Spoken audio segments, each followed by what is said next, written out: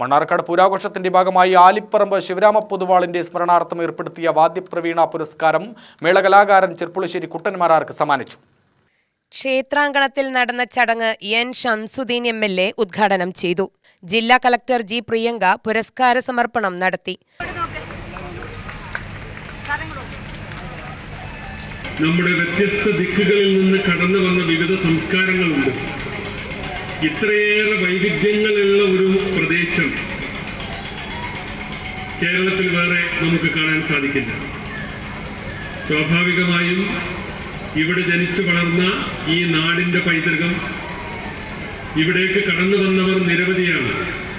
അപ്പൊ ഈ പൂരത്തിൻ്റെ ഭാഗമായി തന്നെ പഴയകാലത്ത് തുടക്കം കുറിച്ച ആചാരത്തിൻ്റെ ഭാഗമായി ഇങ്ങോട്ട് മൈസൂരിൽ നിന്നും ആന്ധ്രയിൽ നിന്നുമൊക്കെ കടന്നു വന്നവരെ ആദരിക്കുന്ന ഒരു ചടങ്ങുണ്ട്.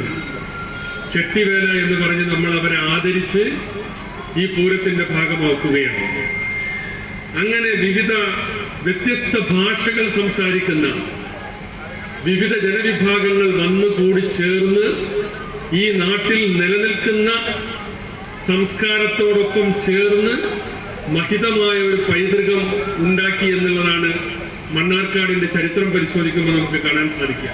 നഗരസഭാ chairman C. Muhammad Basheer memento വിതരണം നടത്തി. പൂരാഘോഷ കമ്മിറ്റി പ്രസിഡന്റ് KC സച്ചിദാനന്ദൻ അധ്യക്ഷനായി. സാംസ്കാരിക പ്രവർത്തകൻ KPS പയ്യനടം, സംസ്ഥാന ചലച്ചിത്ര അവാർഡ് ജേതാവ് മോഹൻദാസ്, കാർഷിക രംഗത്ത് സമഗ്ര സംഭാവന നൽകിയതിന് ജോസ് ചീരക്കുഴി എന്നിവരെ ആദരിച്ചു.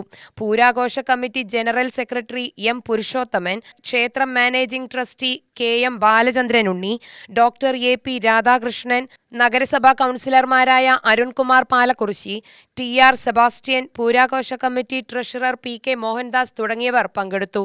UTV news, Palakkad.